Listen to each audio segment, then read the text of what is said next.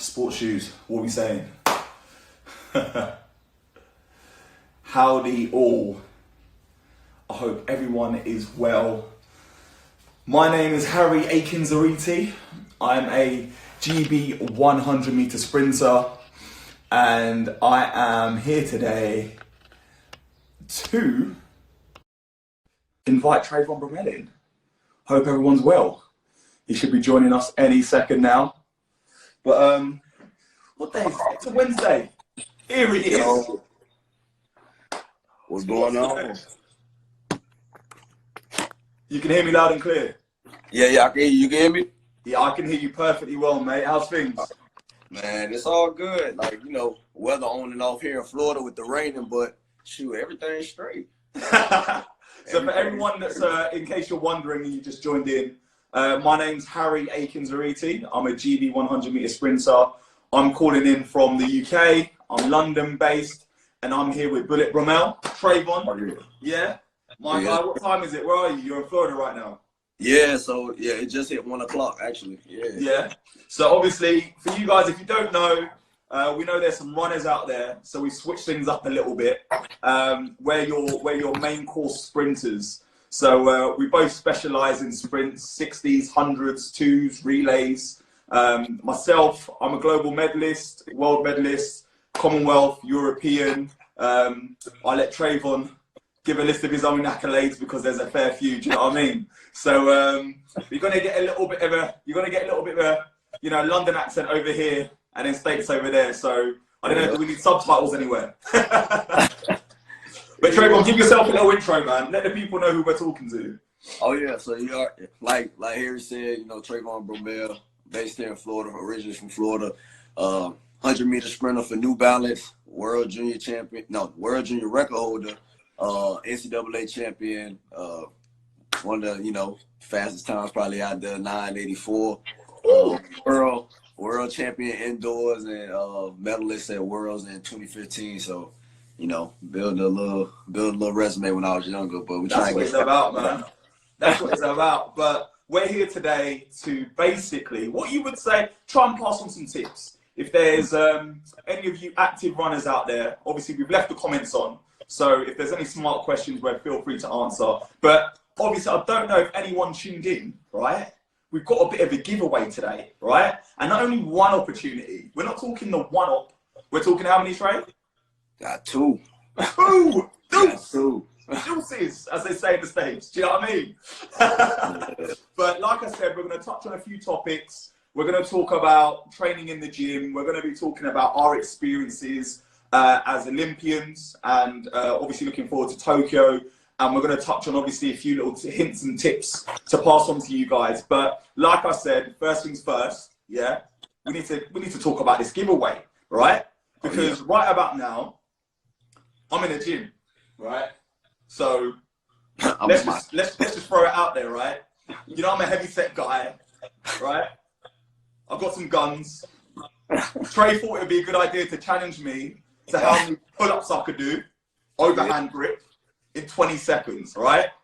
So here's your first opportunity, yeah, to win some New Balance TCs, yeah? These are my favorite trainers, by the way. Fuel cell TCs, yeah?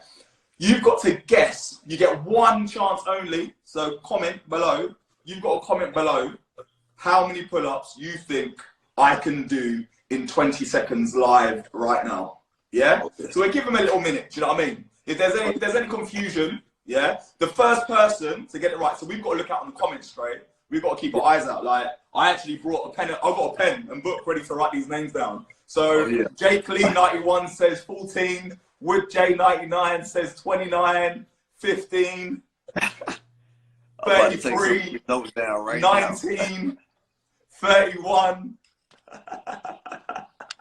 So I'm. Do you know what? Some of these are kind of high. 29 in 20 seconds. Yeah. Hey, they got faith in you, bro. They got faith in me, man. I'm writing these down as quick as I can. So we've got Jake Lee, 91. We've got Woody. See, I can't keep up, so I'm gonna go ahead and just pull out my camera and I'm gonna take pictures. Yeah, you be taking screenshots. I think that's the next thing we should do. Take screenshots. Yeah, cause yeah, you take some screenshots. Because I'm gonna write down some of these realistic ones. So me go in. basically, guys, if you think that I've got something in a locker, I'm gonna bear this in mind. I haven't really been gymming like the majority of people out there. Upper body's been a bit of a myth. I've been doing what I can when I can. So Trey's gonna time me, and then we're just, you know what?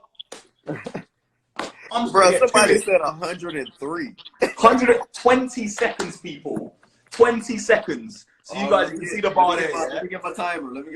Hold on. All right. So Trayvon, you call them out, yeah? I'm going to give you an example of a couple because we like to warm up. So this is how we're going to be. I'm going to be here. You can see me, yeah? Yeah, I got you. That's 1, 2, yeah? We got that. All right. So last few entries, we're going to scroll through after because the comments are staying. So we're seeing 9, we're seeing 14. We've already had 14. So, you know, you've got to get in quick. See, what do you reckon? I'm thinking about the 14, 15 mark, you know? Man, I think we got to set the ball high. I think you do more than that, man. All right. I think you tell me what I've got to go for, and I'm going to go for it. I'm going to say, I believe you can get in like 25. I give you 25 in 20 seconds, Trey. I believe it. Man, you got to hype me then. Nothing. Got to get ready. I say 25. Are we ready out there? Yeah? First opportunity to win a pair of New Balance, yeah, Fuel Cell TCs. You got to guess the right amount. Trey's got me 25. I ain't been doing pull-ups. I'm aiming, if I can get to 20, I'll be happy. All right? That's 1 a second. All right? All right. Here we go. Trey, you ready? All right, runners on your mark. Here we go. Get set, go. 1, 2, 3, 4, 5, 6. Give me a countdown. Come on. 10. You had 10 seconds now. 13, 14, 15. Come on. 17, 18, 19, 20, 21. Done. Hold on. You done. So, 25. 25. We got it. I hit the 25. I'm telling you, I'm a good guesser. Woo! I'm pumped. Look at that. Oh man. Oh, guys, before we start off with a bit of fun. And there you go. I'm out of breath. So right now, I'm going all the way back to the first ones. Can we see a 25 in there? Who said 25? We got 40, 26, all close. 24, close, 24.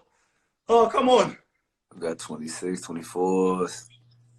25, I see it. Delayed pleasure. Yeah, delayed pleasure. There you go. So, let's screenshot that. Sports Shoes will be in touch and we'll sort you out. There you go. I think we've got to have a runner-up just in case of any form of complications. Was that the only 25? I think so. Wow. Yeah, that was 23, 22. Damn. Imagine that. But don't worry. Hang about. We're going to have another opportunity to give away another pair of trainers. My challenge. Got to hang about. We don't want to see these numbers drop. If we see these numbers drop, we're not going to be too happy. So, I can't believe only one person got 25. Yeah, that's crazy. People was considering you set the tone as well. But given that I just knackered myself in the gym, it's a nice topic to start on. What is it about the gym, Trey, that you find helps your overall program and how you've become to be an overall athlete? How have you found the gym to be? Oh, for me, I think it plays a big part, especially, with us being sprinters.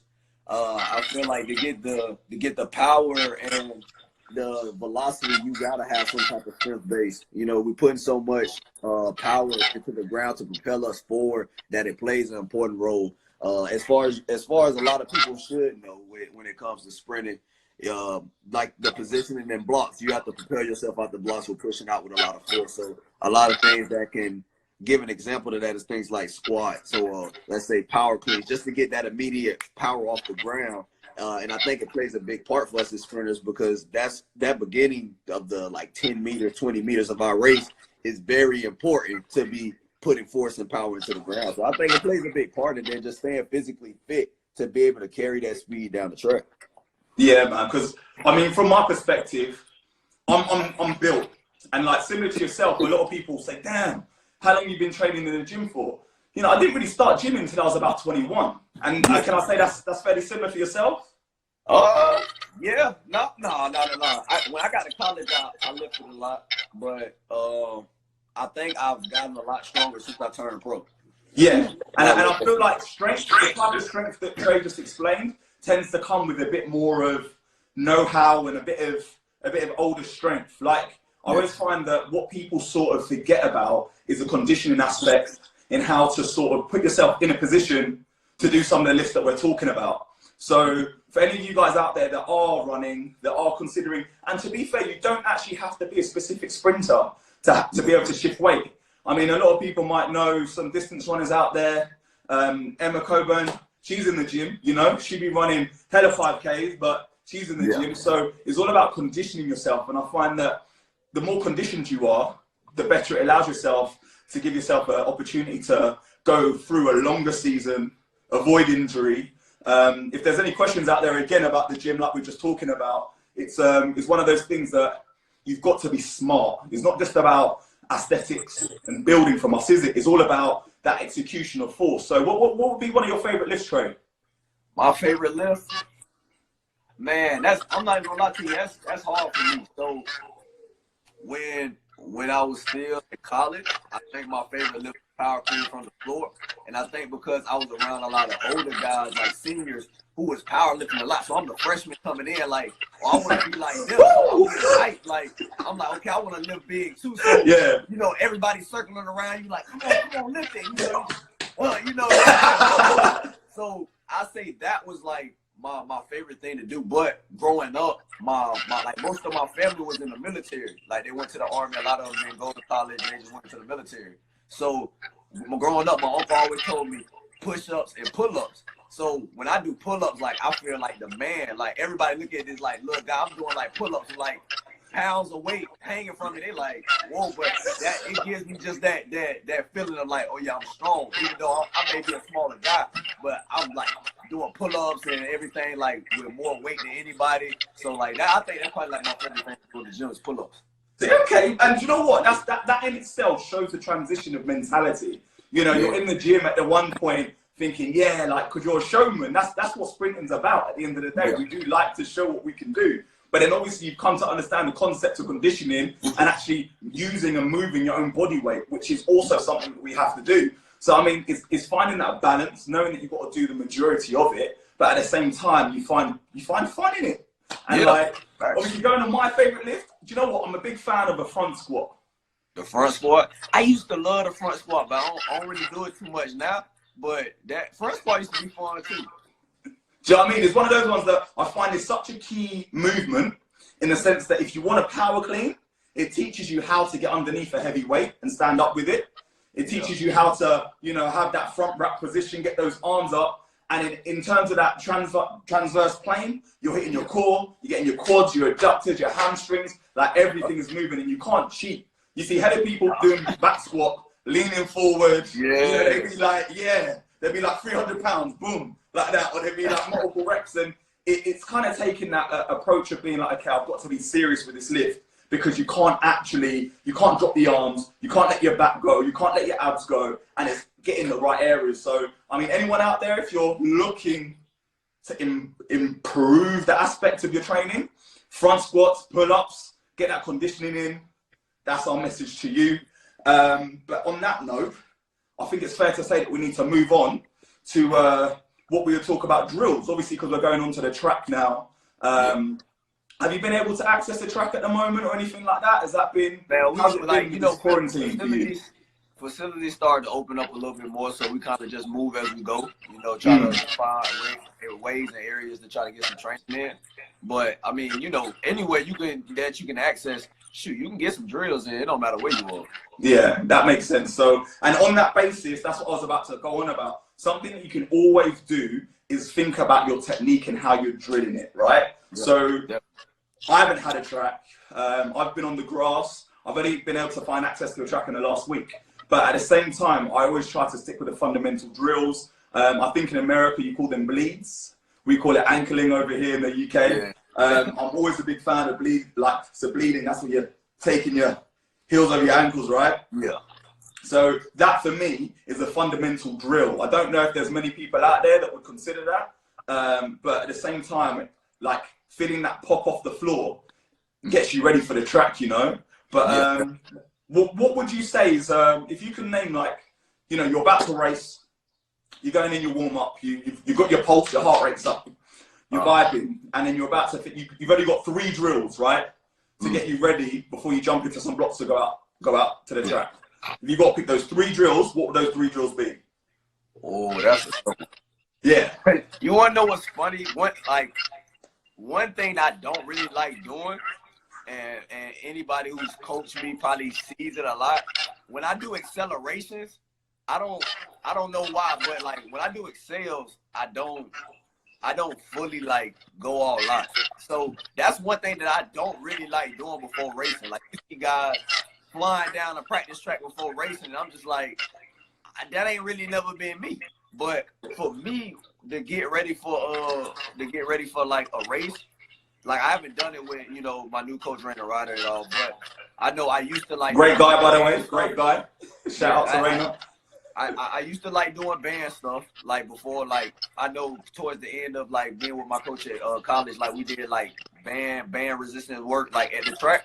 And what kind of bands? Are you talking just your normal resistance band, or you have like ankle straps? Yeah, no, so resistance band. So put the big band around you and just do a couple steps out just to get that engine kind of rolling, you know, before going to, you know what they say, like if you do resistance before you run, like mentally you feel like you're moving faster, so you try to get those things firing in your switch mind. on. Doing things like that. I say like fast leg, like continuous fast leg. So doing things like that just to get my hip flexors and stuff moving with bringing the knees up and down. And of course, like hot knees, like A-runs, so stuff like that. Like I don't really like doing too much like speed before I race. Like, I mean, I'm gonna do blocks, so it's like I don't see really, me personally, accelerations, like it matters, but I feel like before a race, I try to keep as much energy as I can as possible. All right, so that like, makes I just sense. go through the motions when I do excels, you know, just to get the body. So in a sense, you're saying if you could pick your top 3 to pass on to someone in regards to getting ready, you would say your band work, which is something that you feel helps you mentally and physically. You're talking about some form of rhythm, right? With some of the continuous fast leg to feel what's going on through there. And then what else would you say in that summary? Like A-run, like high A-run. Again, so that's all in the rhythm. So what we're talking about, and I would actually say very similar to myself, if you can focus on some movements that just, again, it's all about feeling that coordination click. So what Trey just touched on, we're talking about some form of explosivity, but with a technical understanding behind it, with the resistance runs. So therefore, you're getting a little bit more time in the way that you're patterning. And then obviously you're talking about your high knees, feeling that flow, feeling that bounce, as well as your fast leg, ripping the leg down. So all of these like drills you can research and look up. I mean, you can follow us on the gram where you're bound to see a sprinter in some shape or form do some of these movements. But it's always good to sort of understand how your body moves. And when you're getting ready for certain things you want to approach in a type of way, which I think Trayvon can agree with, it's all about finding what works for you. Trey's just touched on a few things that work for him. Understand how your body moves, understand where you want to be. But on that basis, once you finish racing, you got to talk about recovery. So how are you recovering? So with me, man, I've had a lot of things I've used in the past. So of course, like the most common that a lot of people see at meets and even at all sporting events, you see the Normatec boots. So, you know, you try to get in those, you know, get that blood flowing a lot. Of course, cool down, like running, like, you know, slow jogs around whatever facility or warm-up area you're at competition or even at practice after a hard practice, get that cool down in. And, of course, it takes, like, a lot of fluids like water. You know, when you're out there, you building so much velocity and you're sweating and everything's just coming out of your system. Especially, like, you know, when you're at a competition, you're using the bathroom, doing all this, so you're getting a lot of fluids out of your body. So putting that back in, getting nutrients back into your system right after, like, competition and a hard practice. So that's pretty much how I recover after a meet. Yeah. And that to a certain degree, is basically covering every aspect. You're bringing down your heart rate. You're talking about getting in some nutritious food, and at the same time, you're talking about some form of massage or some form of physicality to help blood flow in around your system, taking some of that nasty blood out and bringing in some fresh blood. So, you know, and that's going to replenish your system in a certain sense, because it's all about being smart. Because obviously, when we've got to deal with rounds, as you know, a lot of you guys will know when you're going through your track career or whatever else, it's all about, sometimes you don't want to shoot, you know, too much in whatever round and not be able to back it up. So it's all about getting that recovery in and making sure you can back up and if not go faster. So something that I would touch on that I find, you know, would sort of help some form of adaptation for me. I like an ice bath. Some people have different views on it. I mean, you've got to have some guts to get in a good ice bath. You know what I mean? Hey, you got to come ready to get in one of them. I see some people, they run away from an ice bath, but that's something that I would definitely get in there. And something that I do also like to do is a salt bath. You know them Epsom salts or whatever else that you might use. I like a salt bath, some of that magnesium flakes or whatever you call them out there. That for me works really well, and that's something that, again, for my runners, for my 5K warriors, it doesn't matter if you're running longer distances, you've still got to think of your forms of recovery and how you're going to replenish whatever it is that you've used. And we're talking, obviously, bring down that heart rate, get some mobility and stretching in. That's something that I've been working on. And then, you know, if you can find some form of 20-minute cool down pattern in, and then find some form of food, whether it be, you know, carbs or meat, whatever it is that you prefer to eat after some form of session, then it's talking about the hard stuff, whether it be a massage, whether it be your Normatex, whether it be your, you know, ice baths or salt baths. That's the sort of flow that we would necessarily go through. But talking about meals, what would you know, top 3 meals you would like to have? Like, you know, let's say, what do you like to eat before breakfast? What do you like to eat before a race? And you got to give us like a cheat meal. Man, so like I eat like grain cereal, like whole grain cereal. Like I'm probably the one person that go inside the stores and buy the nasty stuff that nobody like whole grain, like what is like Chex Mix stuff and like stuff like cereals like that. I eat stuff like that, and like like I can't eat a big breakfast for some reason, like unless like I'm like just chilling and not doing anything. Yeah, I'm with you. I'm with you. Practice and like racing. Like the most I would try to get is like some cereal, like some whole grain cereal, or an egg and like maybe some bacon at most, like a sandwich. Like that can like last and sit on my stomach. Yeah. I don't. So like before training, that's your go-to. Yeah. So I can't eat a lot. You know, like before I'm about to have a hard practice or like a big race. I hate that feeling of like my stomach turning. So I try to get in things that's gonna sit on my stomach, or I wake up early enough to have one of those big breakfasts. So say if I got competition at like, say 1 o'clock, you know, and I know I'm not going to eat lunch before a race, I try to get up like at 7 a.m. and have like a big breakfast so I know it's going to settle down in my stomach by the time it's time to race. So and then for I say, like I don't really do lunch. Of course, like during the times of like Dominies and everything like that, some Dominies be early in the day, so I don't really have time to think about getting lunch. Like if we racing at 2 or 3 or 4 like p.m., I'm not even thinking about that. I'm trying to get ready. We're gonna be out there like an hour 30. But afterwards, I always have a big dinner. No matter what. Like if it's training or if it's racing, I always try to have a big dinner to put everything back in my system. So also, I don't like, you know, me being young and all this being young, I don't like. You sometimes get tempted to eat late at night, which you shouldn't. You know, so I try to eat a big dinner. And shoot, man, my cheat meal, man, I'm a fiend for pizza. So, like, I love pizza the most. So I try to stay away from it, but it's hard, man.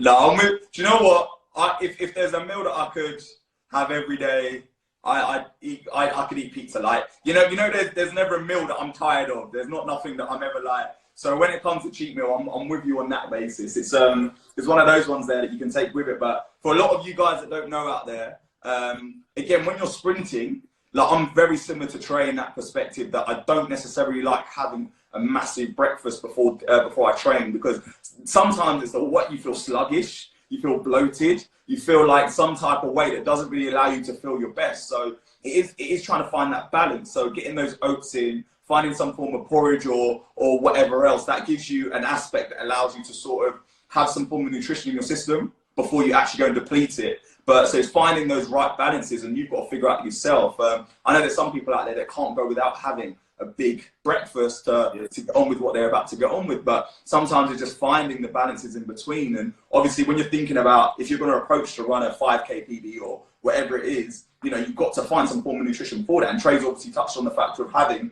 those meals before he likes to race, whether it be late or early. That dinner is a staple, because obviously he's filling whatever gaps it needs to fill so that he's not causing any issues later on. But no, I appreciate that, Trey. Oh, yeah. So then what we're going to touch on now, obviously we've been talking for about 26 or so minutes. We need to touch on the other giveaway, don't we? So I mean, the numbers are down a little bit, which we ain't too happy about. But we got another giveaway, right? So won't be able to show you unless, Trey, have you got another device to be able to show the thing on? Yeah. All right. So as we speak, Trayvon challenged me, so I had to give Trayvon a little challenge, right? So mine was a bit more serious, but I thought, you know, let's lighten it up a little bit. So I challenged Trayvon to a 30-meter race. Now, not any kind of race, not any kind of race. We're talking egg and spoon. Egg and spoon, Talking about balance, talking about all of that stuff right there. So Trey is going to show you what he's just done right now, because it's pre-recorded. That's how prepared we are for you lot. It's pre-recorded, This is crazy right here. So we're going to give this a little watch. And whilst Trey's getting ready, basically you've got 48 hours. 48 hours from now, 48 hours, 2 days, So Trey's pulling it up right now. You've got 48 hours to complete your own egg and spoon race, You've got to post your video and picture to your stories, and you've got to hashtag no fun standing still at home. You've got to tag Sports Shoes for a chance to win the Fuel Cell TCs. And then Sports Shoes will pick the winner in 48 hours, right? So the fastest time wins. What we need to see it's got to be 30 meters, no cheating, no sellotape on the egg, We need evidence, we need proof. And if we don't like the video, then you ain't winning, Honesty is the best policy. Let's see it, Trey. Oh, yeah. When I tell you this was the hardest thing ever, my spoon and my egg was shaking. So right about now, we might try and put this on the story so you guys can see it. 30 meters. Trey's got his timer ready. He's screen recording it, and he's about to go bang. There you go. He's off. Look at him. Hey, and that's an organic egg, too. Oh, hey, you can't be playing with no organic egg, man. So, guys, you've got 48 hours to complete this egg and spoon race. 30 meters, right? We need to see 30 meters. It's not a 40-yard dash. It's 30 meters, right? And then you've got to tag Sports Shoes, and you've got to hashtag no fun standing still at home, all right? Those are the two things you've got to do, and Sports Shoes will pick the winner. Here we go. Coming in now with a quick time of... I love it. Hey, I was so scared. 39.79 seconds. There we go. Hey. Trey set the standard. 39. Hey, I was so scared when I got halfway back and it started shaking. I was like, I hope I don't drop this on the concrete, because you know, back in elementary and stuff, they did that game like on the grass. So I'm like, if I drop this egg, I don't have another egg. Like, it was the last one. So I'm like, please don't drop it. I'm trying to hold my phone and look at the time. I'm like, okay, here we go. We almost there. They started shaking. I'm like, oh, Hey, all I know, if you're a speed walker out there, you got them hips to move with it. You know what I mean? I was in there like, okay. I got there and I had to turn and it started wiggling. I said, bro, my neighbors was dying laughing. They was like, what are you doing? I'm like, man, I got to do this for the brand. This is what we're talking about. We take things serious. We take things seriously out here. Do you know what I mean? So guys, like we said, you've got 48 hours, You've got to post it on your story, hashtag no fun standing still at home, and you've got to tag at Sports Shoes. 48 hours, and you know what? We want to see your entries too. So make sure you tag Trayvon, tag myself. I'm Aikines, Aikines. We want to see it because we want to laugh. We want to know who's going to win. You know what I mean? And we're going to repost it anyway. Do you know what I mean? But basically, that summarizes in regards to that aspect. But we've got to talk about something just as serious. Something just as serious as the egg and spoon race. We're talking the Olympics. And I mean, egg and spoon race, Olympics, you know. Yeah, I guess it kind of equalized. Obviously, like we've just touched on, we're both Olympians. My first Olympics was in 2008. And we were both at Rio together. Summarize your Rio experience for everyone out there. Trayvon. Man, so besides what everybody's seen, you know, the tragedy. Can I get the violin?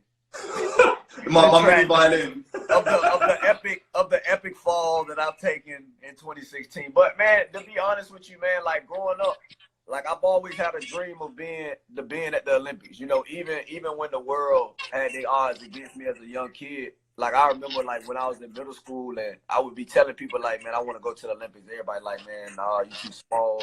You know, you're not fast like everybody else. So to act like, man, it was a real humbling experience to actually step foot in the Olympic arena, man, and just like feel all the happiness and joy like through my body. Like I actually was able to get here. You know, God gave me the ability to be here. So even besides the downfall of like getting injured and things like that, man, that was like one of the best things that ever happened to me. You feel me? Yeah. I never take that away. Like yeah. that's a feeling that a lot of people don't get a chance to witness, you know. So yeah. I take it and I roll with it. Yeah, no, do you know what it is? It's one of those things that, like for myself, I can appreciate. Obviously, I was part of the team in 2008. I watched Bolt do his pat on his chest, and I was like, I'm at the Olympics. This is crazy. And I wouldn't say I took it for granted, but straight away I was looking forward to the next 4 years, and I was looking towards London. And unfortunately, I tore my hamstring about 6 weeks or 5 weeks before London Olympics, so I wasn't even able to be part of the relay team. And like that hit home for me because I was like, wow, like nothing's a given. So when I made the team for Rio, and you know, we didn't walk away with the medal that we wanted in the relay, but I took it in. I took in every moment. I was like, you know, you never know what's going to happen. You never know what's going to be the case for the next 4 years. And it's one of those things, like you said, it's a dream. Like you, literally, I remember, you know, doing my research on the Olympics, telling people something similar.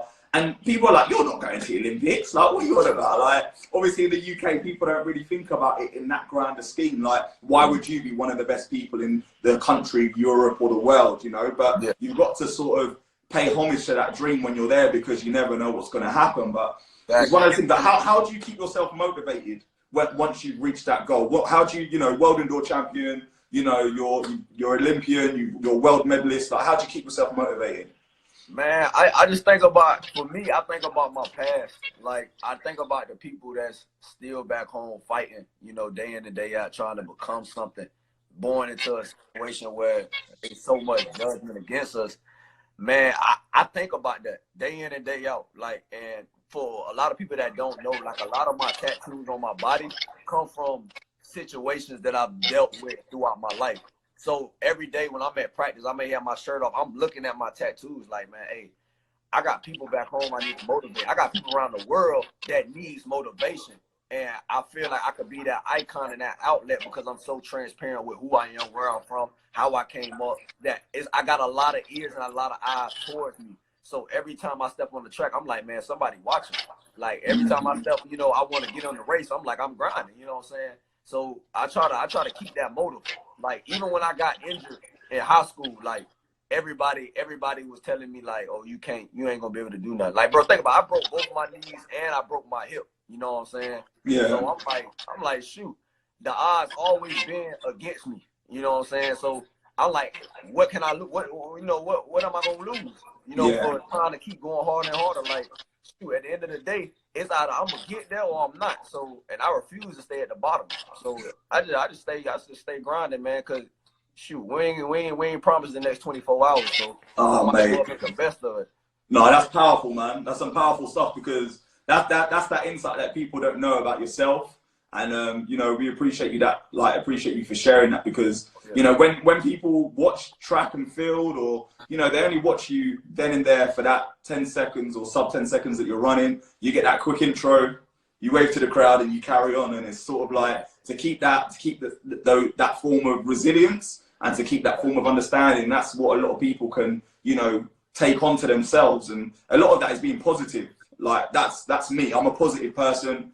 I think I'm very fortunate to be in a position that I'm in. There's a lot of people in this world that don't necessarily have the opportunity to play and have sport as an outlet. So the fact of the matter is, what we do is a luxury. Taking part in the sport, even as a hobby, is a luxury. So, you know, the fact of the matter is, you know, sky's the limit. Stay motivated and keeping, like, you know, staying safe and doing the best that you can do and enjoying every moment. Like, we've touched on that, and it's also something that you're talking about. But I mean, if there's any like last messages that you want to pass on to anyone out there, you know, everyone out there running, sprinting, anything you want to pass on?